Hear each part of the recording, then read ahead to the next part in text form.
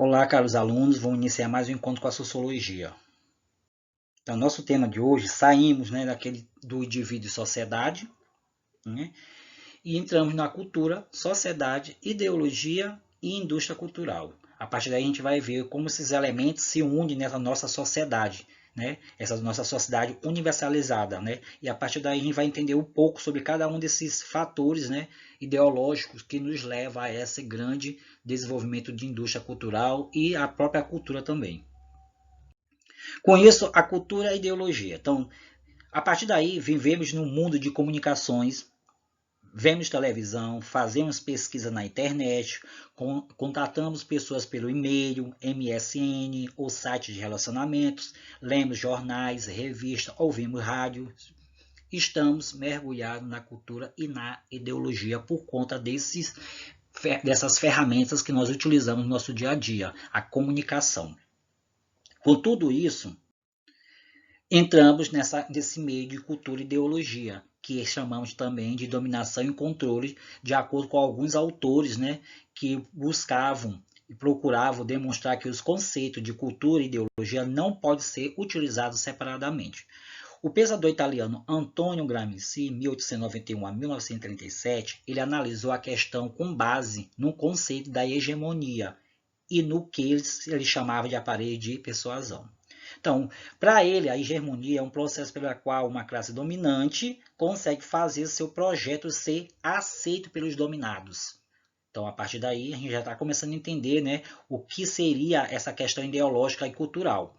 Os dominantes, podemos referir hoje os candidatos à eleição, as grandes multinacionais, que utiliza a marketing, a propaganda, a questão do próprio palanque para fazer seu projeto e levar os dominados, que somos nós, o povo, para ser realmente utilizado como trampolim de voz, que é isso que realmente é a hegemonia, de acordo pelo processo, né, e análise do grande, né, sociólogo italiano Antonio Gramsci. Ele também vai mais longe ainda, o próprio autor. Ele diz que o aparelho de persuasão seria as práticas intelectuais e organizações no interior do Estado e fora dele. Se fora dele, seria os livros, jornais, escolas, músicas, teatros, televisão e etc., que são utilizados para disseminar o projeto de classe dominante. Esses meios de comunicação que eu acabei de citar, que vai propagar a persuasão dos dominantes para que os dominados possam realmente ser utilizados como essa questão ideológica. Então, cada relação dessa hegemonia é sempre pedagogicamente, pois envolve uma prática de convencimento, de ensino e de aprendizagem, que é isso que é utilizado pela classe dominante. A partir daí, o Gramsci ele também vai mais além. Ele diz que as classes se tornam hegemônicas quando, além do poder coercitivo, que é aquele de persuasir, e policial, que utiliza a persuasão e o consenso que é desenvolvido por um sistema de ideias elaborado pelos intelectuais a serviço do poder para convencer a maioria das pessoas. Podemos citar novamente, né, a corrida eleitoral. Então, os candidatos fazem isso. Eles utilizam todo esse mecanismo de estratégia, né, de comunicação para convencer as pessoas que ele é o melhor que o outro. E a partir daí as pessoas vão realmente eleger aquela pessoa por votação. Por esse processo, cria também assim, a questão da cultura dominante efetiva, cujo objetivo é demonstrar que a visão de mundo de quem domina é a única possível. Que é isso que é o processo, né, dessa questão da interatividade da comunicação, que nos leva a esse mecanismo cultural e ideológico. De acordo ainda com o Gramsci, é possível haver um processo contra a hegemonia. Como seria isso? Era desenvolvido pelos intelectuais, vinculada a essa classe trabalhadora, contrapondo-se às ideias da burgueses transmitidas pela escola, pelos meios de comunicação e outros, e esses intelectuais vão defender uma forma de pensar, de agir e sentir na sociedade que vivem. A partir do momento que eles vão perceber aonde está seu reduto, aonde eles vão ver e aonde eles possam realmente agir para conseguir agregar a sua grande massa popular ideológica. Já o sociólogo francês Pierre Bourdieu formulou o conceito de violência simbólica. Então a gente vai ver por que ele designou essas formas culturais como violência simbólica, impondo como normal um conjunto de regras não escritas e nem ditas. Então vamos entender por que Bourdieu cita isso como violência simbólica. Então vamos lá, primeiro exemplo de acordo com Pierre Bourdieu. A dominação masculina é um exemplo. Bora lá. As mulheres consideradas em nossa sociedade naturalmente mais fracas e sensíveis, e devem se submeter aos homens. A sociedade aceita essa ideia como se fosse verdadeira.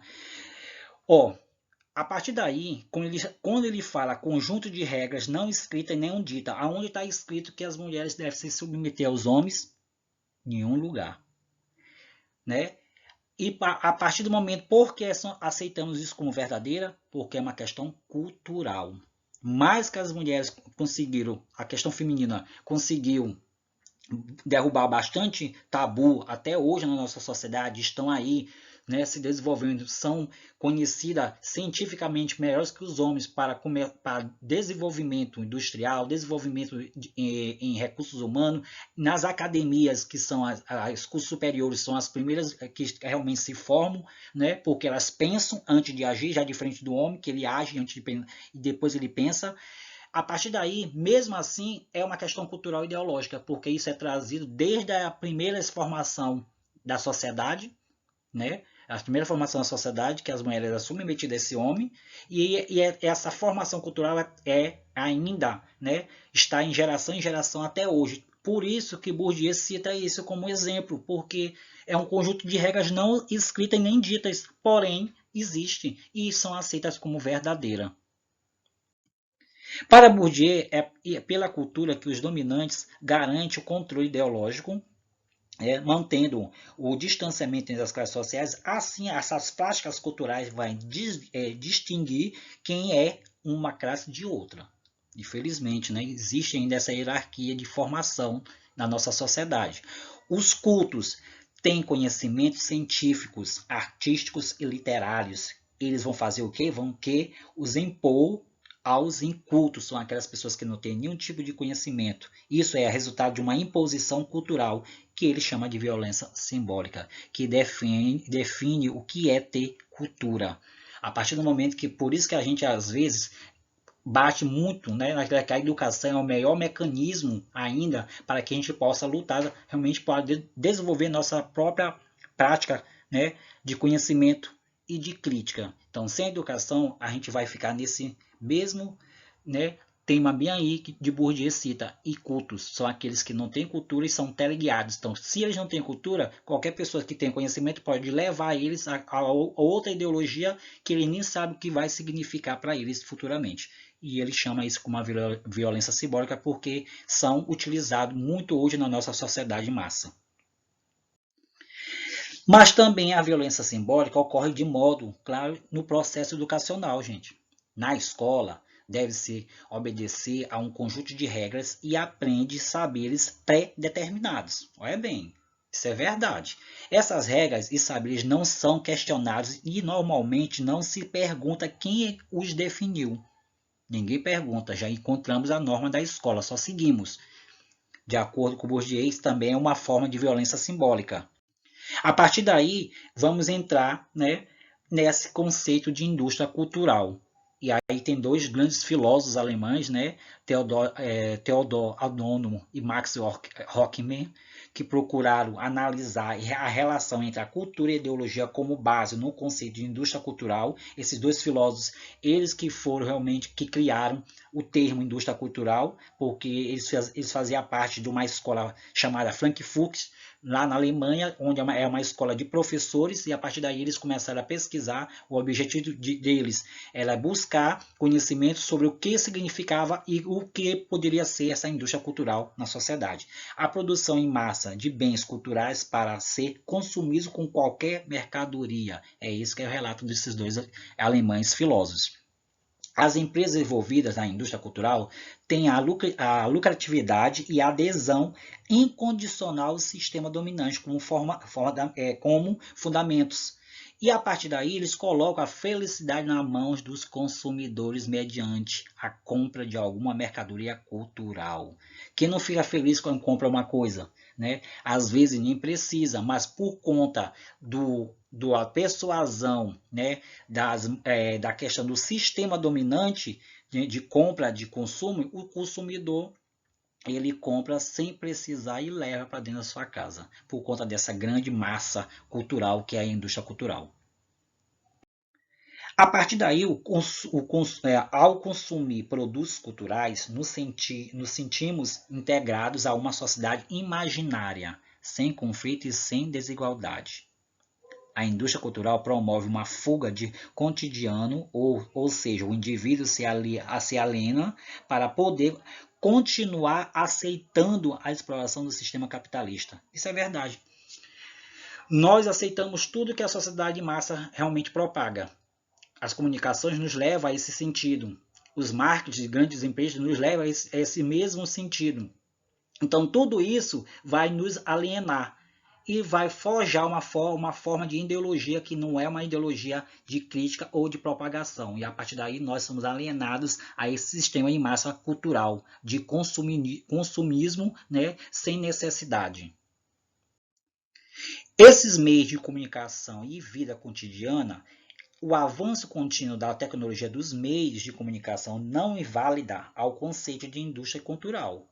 Por exemplo, produtos de baixa qualidade têm a oferta justificada pelo argumento que atende à necessidade das pessoas que desejam apenas entretenimento e diversão, mas esses produtos são oferecidos tendo em vista as necessidades das próprias empresas, ou seja, lucro. Às vezes eu compro uma coisa mais barata, porém vai se desgastar rápido.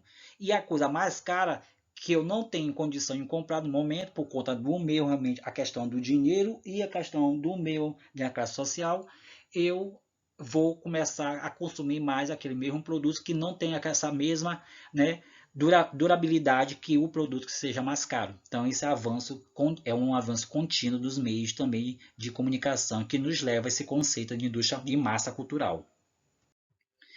O mundo maravilhoso e sem diferença está presente nos programas de televisão. Tá lá, ó, esse mundo maravilhoso que a nossa mídia nos leva a viajar a esse mundo, né? O cientista social italiano Giovanni Sartori reflete sobre esse meio de comunicação. Ele diz o seguinte: até o advento do cinema, no final do século XIX, o início do século XX, o universo da comunicação era puramente linguístico, que a linguagem fosse escrita e que fosse falada.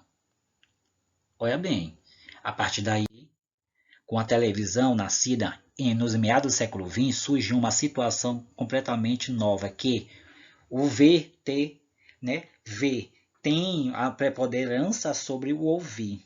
Então a gente vê e não percebe o ouvir, porque a visão nos traz realmente nosso ouvido, ou seja, nossa questão do sentido. Para Sartori, a televisão produz imagens e apaga os conceitos, mas desse modo vai fazer o quê? Atrofiar nossa capacidade de abstração e com ela toda a nossa capacidade de compreender, porque a gente está focado só na imagem e não estamos focados no outro sentido que era o ouvir, que a partir do momento foi realmente deletado. Está todo dominado. Várias críticas foram feitas à ideia de que a indústria cultural estaria realmente destruindo nossa capacidade de discernimento, né, a partir do momento que o filósofo Walter Benjamin, 1886 e 1940, acreditava que a indústria cultural poderia ajudar e desenvolver o conhecimento, pois levaria a arte e a cultura a um número maior de pessoas. O filósofo Walter Benjamin, ele acreditava que a indústria cultural tinha essas partes negativas, mas também tinha a parte positiva. A positiva é que as grandes questões em massa popular e os meios de comunicação em massa era também utilizado para a questão positiva, que levaria o conhecimento àquelas pessoas que não tinham ainda esse poder de conhecimento por conta da própria situação. Já ele tendo uma televisão em casa, ele poderia ser realmente aumentar seu conhecimento e saber um pouco mais sobre até o nosso próprio país. Com tudo isso, o filósofo Walter Benjamin acreditava que a indústria cultural poderia se ajudar ao desenvolvimento do conhecimento científico e levaria assim a aumentar a nossa cultura e propagar mais ainda a maior parte das pessoas para ser utilizado esse conhecimento.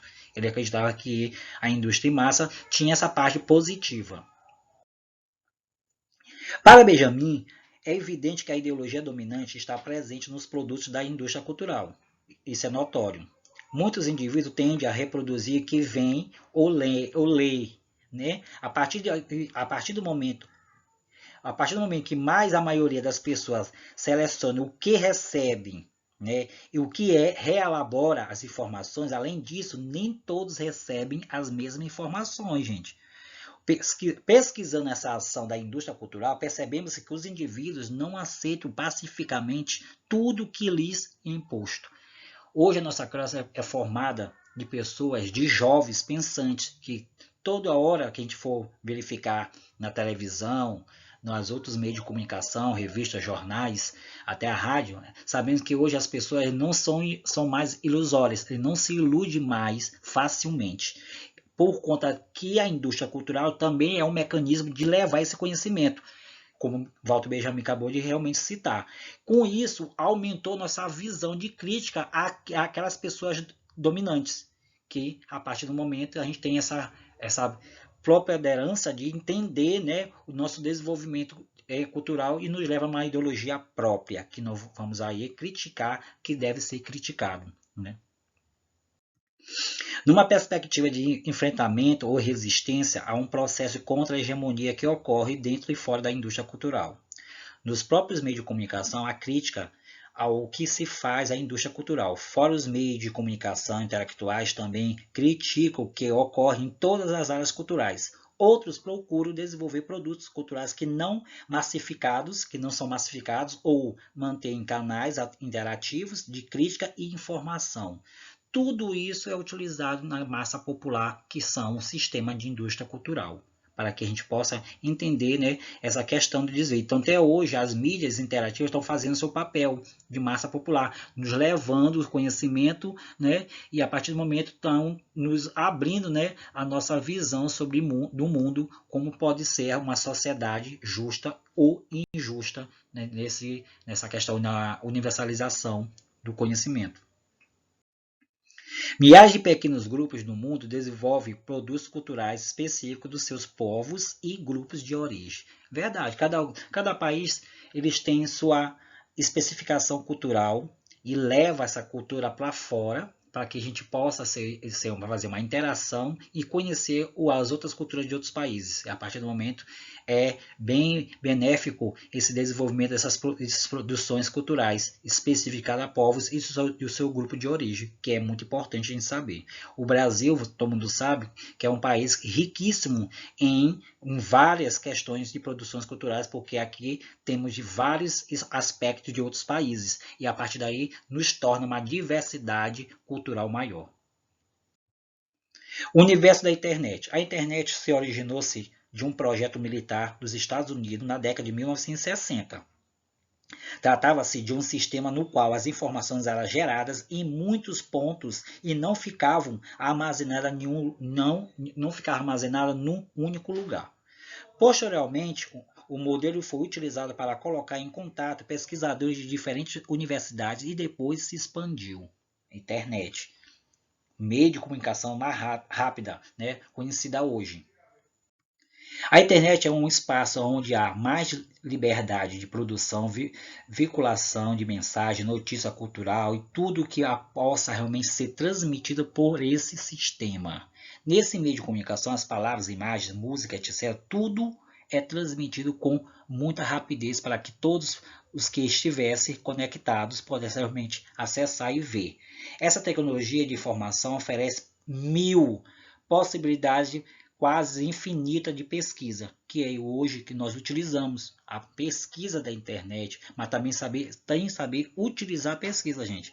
Não é só a primeira que vem é a verdadeira. Não, a gente tem de pesquisar, porque a internet é isso.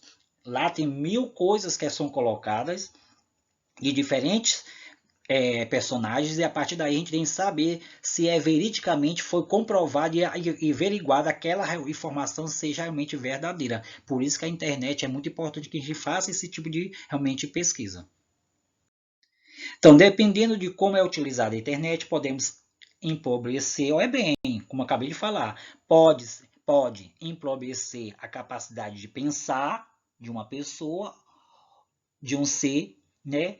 Ou de ser um instrumento para a obtenção de conhecimento. Então, você que vai realmente saber como utilizar a internet. Se você quer empobrecer a sua capacidade de pensar, ou você quer utilizar a internet para aumentar seu conhecimento. É você que sabe, caros alunos. Então, a internet está aí. Todo mundo tem acesso, porém, tem que saber como utilizar a internet para o seu bem comum.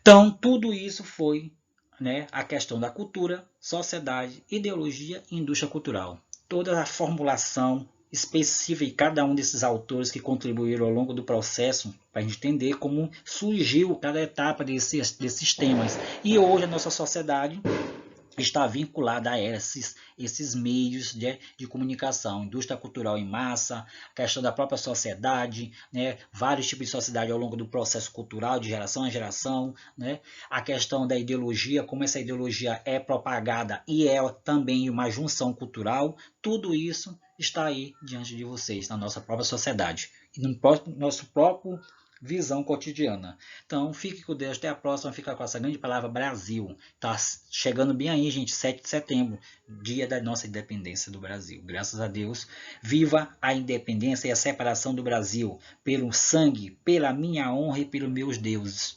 Pelo meu Deus, juro promover a liberdade do Brasil, independência ou morte. Dom Pedro I do Brasil. Valeu, gente, até a próxima.